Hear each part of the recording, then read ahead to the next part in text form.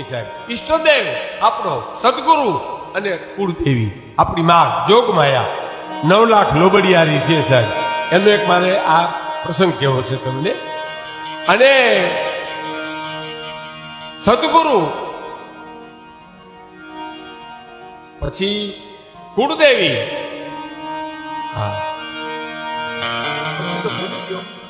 કારણ કે મને ઉંમરમાં પેલો રોગ જો કોઈ લાગુ પડતો હોય તો ભૂલી જવાનું, નામ ભૂલી જાય. અમારે ભોજા બાપા હતા ને, સવારમાં ઉઠ્યા પોતાનું નામ ભૂલી ગયા લ્યો. અને એને એમ થયું કે હવે મને પૂછે કે તમારું નામ શું, તો હું શું કહે, એટલે કે હવે જીવાય નહીં, મરી જવાય એમ. એટલે વાઇફમાં પડવા જતા હતા, એમાં કોઈ ધનો કરીને મજૂર મળ્યો કટાણમાં. ભોજા બાપા ક્યાં નીકળ્યા તો કે ધન છે ધના તને, ધન છે તને ધન. કે કા બાપુ તે મારું નામ યાદ કરી દીધું, હું તો વાયમાં પડવા જતો હતો કે હવે જીવાય નહીં. એમ મને પછી વાક્ય ભૂલાઈ ગયું છે. ઈષ્ટદેવ, હા ઈષ્ટદેવ, સદગુરુ અને કુળદેવી. હા સુખદેવભાઈ ભાઈ આવી ગમે એમ તો ધંધા ભાઈ આપણે ધંધા ભાઈ. ભગત બાપુનું ભજન છે. સદગુરુને શરણે માથું, કુળદેવીને શરણે માથું અને ઈષ્ટદેવને શરણે માથું. પગે બધાયને લાગવું સાહેબ. કોઈથી વેર ન બાંધવું, કડવા વેર ન બોલવા. આ જીભ છે ને બોલવા, સારું બોલવા માટે આપી છે જીભ. હા હા, તોતડી જો આપણે તોતડી જીભ હોય ને, તોતડી આ બહુ સમજો જેવી વાત છે યુવાન મિત્રોને ખાસ.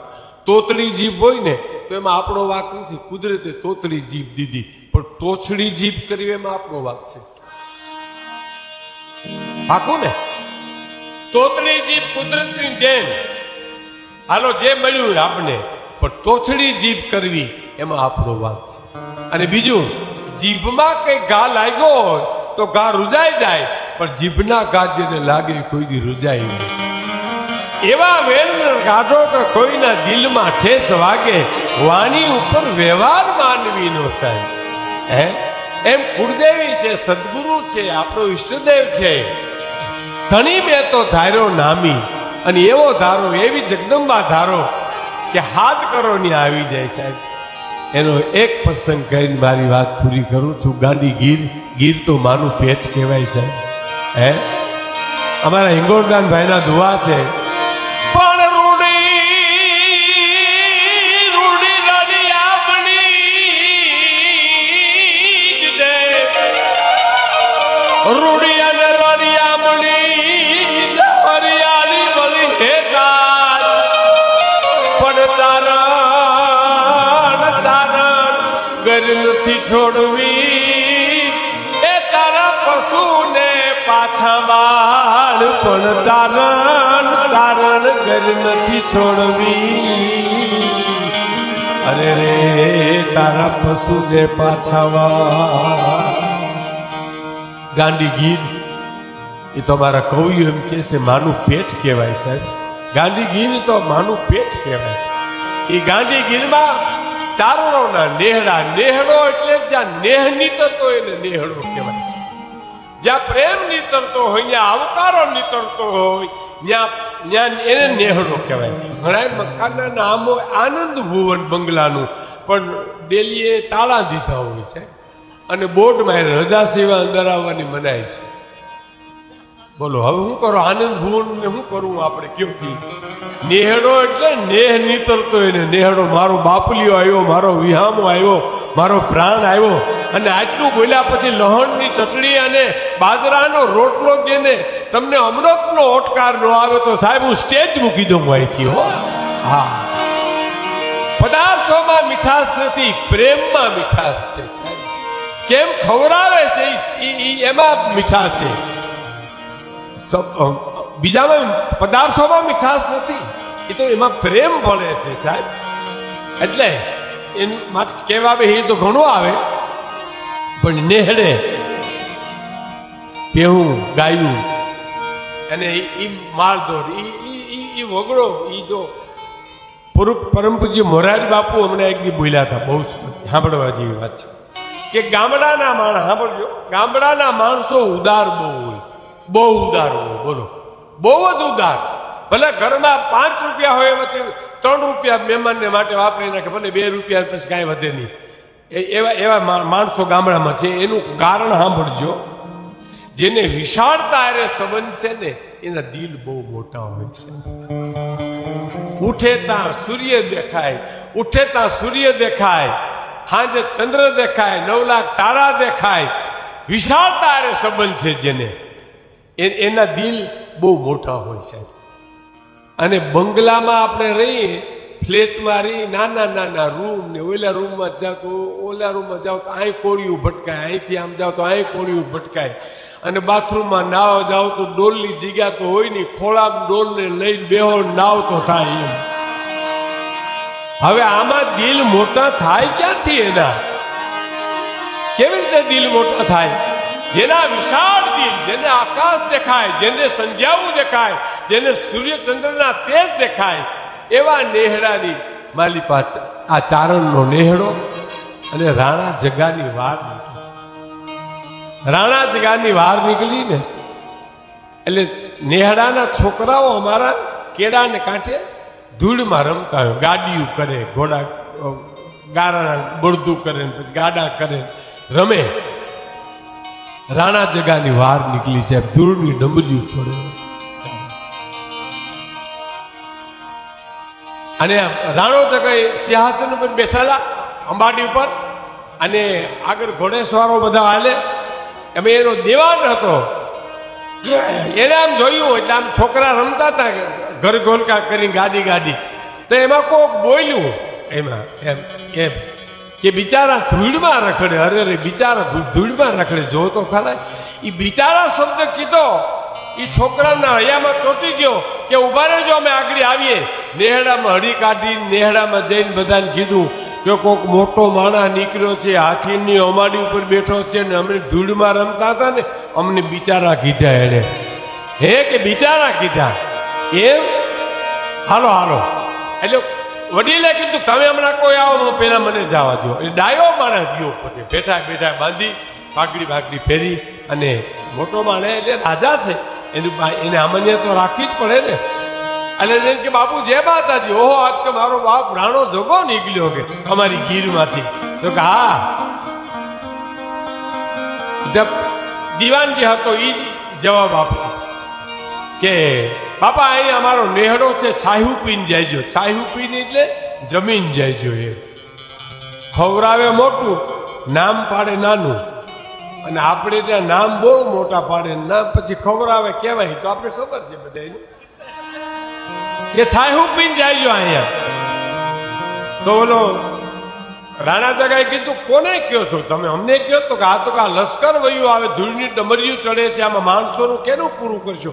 કે અમારે પૂરું નથી કરવું, એ પૂરું કરશે જે કરવા વાળી છે, 1000 હાથ વાળી, ભેળિયા વાળી, જેનું ખોળે માથા મૂકીને અમે જંગલમાં રહી છે ને એ છે, કરશે પૂરું. અરે પણ કામદાર જે હતો ને એને કીધું બાપુ તમારા ત્યાં નો સમજે, જંગલમાં રહે છે, હું એને સમજાવું. એટલે નોખો બરકી ચારણને જઈને કહે છે કે બાપુ આવે, તમારો ભાવ જોઈને આવે, નો આવે એવું બને નહીં, પણ એને સુવર્ણના પાત્રમાં જમવાનું નિયમ છે, સોનાના પાત્રમાં, એટલે એ ના પાડે. તો કે એ થઈ જાય, હાલો બાપા, સોનાનું ઠામણું થઈ જાય, હાલો હાલો હાલો. એ નેહડામાં આખા લશ્કરને લાવી. અને હવે સાંભળજો સાહેબ, જે મહત્વની વાત છે એ થોડો હોય ને, ફળા હોય માતાજીના, ત્યાં ઘીનો દેવો કરી આંતરવા પાકડી નાખી અને પુકાર કર્યો, હે ભેળિયા વાળી, હે 9 લાખ લોબડી હારી, હે ચીંડવા વાળી મોગલ, હે મઢડા વાળી સોનલ, 9 લાખ લોબડી હારીઓ, અમે અમારી કુળદેવી તરીકે તમને મન તનથી પૂજ્યું હોય ને, તો હું મારા એકલાની ભેહું વેચી નાખું ને તો એક હોનાનું ઠામણું થઈ જાય. પણ આખું લશ્કર હોનાને ઠામણે જમે એવી કઈ તો તું સાચી કહેવા એમ. તો કે હા, આકાશવાણી થઈ. આકાશવાણી એટલે ઘટાકાશ, જેને અંદરથી અવાજ આવે. આકાશવાણી એટલે અંદરથી સ્ફૂર્તિ થાય. એના પ્રસંગો ઘણા કેવા બે તો આવે. અને અંદરથી આનંદ મીંડો આવવા. હા, કે મારી માં હુકમ કર્યો છે, હે હાલો કે બાપા. અને માણસોને કીધું, માએ કીધું કે હું તારી ભેરે છું, ખાખરાના પાંદડા પીરી દે આખા લશ્કરને, અને હોનાના કરવા વાળી હું બેઠી છું. અને ટૂંકમાં કેવા મુજબ હાવ ટૂંકમાં કહું તો આમ લશ્કર જમવા બેઠું, ખાખરાના પાંદડા પીરાના, અને એમાં વાનગીઓ પીરસાની કાંઈ જમવાની જે કાંઈ હતી, જે માલધારીએ કરી હતી, અને સોનાના પાત્રો થઈ ગયા. બરાબર, બેસ.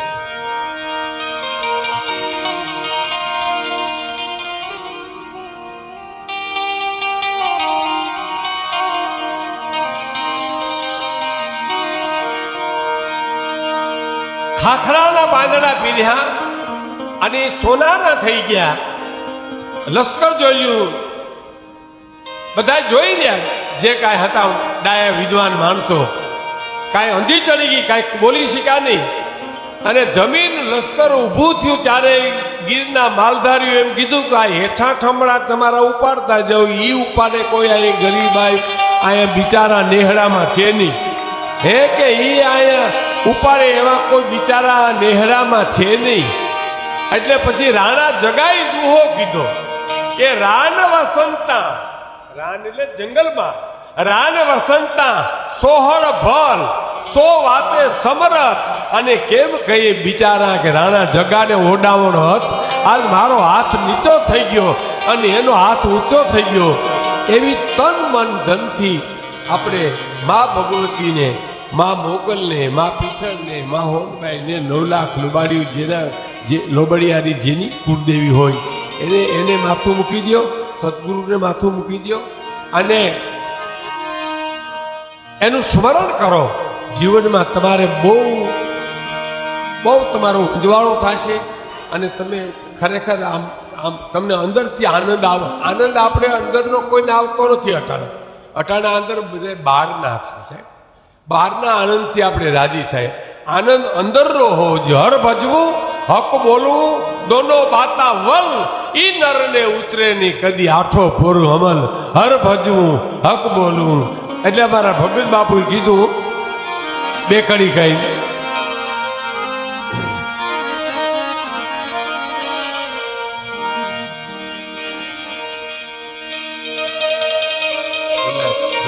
કડી. હા,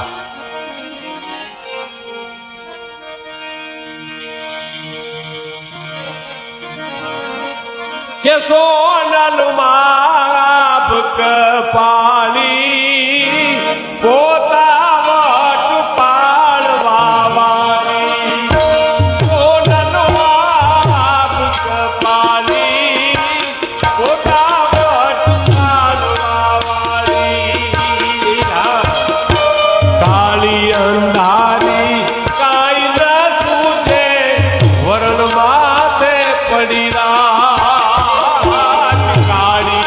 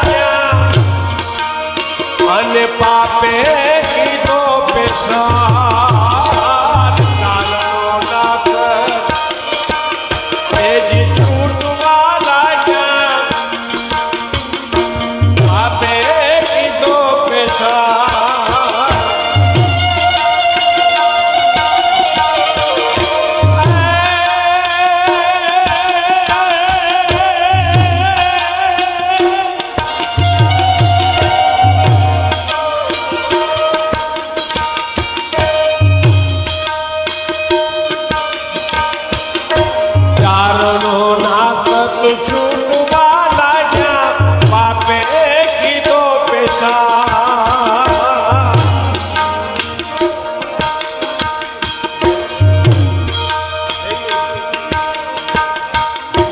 મઢડા ટીમે લોચરા મારી ચારનો શાખ પ્રસાદ મઢડા ટીમે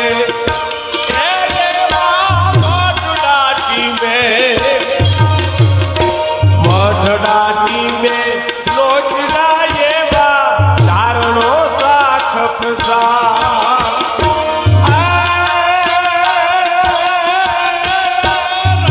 રાજુડિયાને આપ ડંકાનો રાજુડિયાને આપ ડંકાનો રાજુડિયાને આપ ડંકાનો એની ઉરદ પૂરે છે સાખું કમળા ઓરડા વાળી વધુ તું બેરિયા વાળી કમળા ઓરડા વાળી વધુ તું બેરિયા વાળી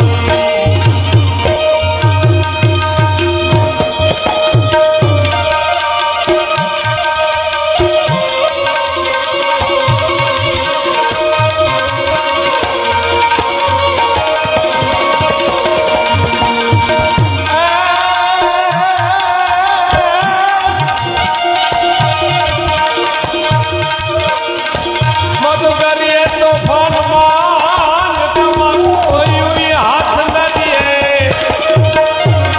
એને કેજો મારી મોગલ માતા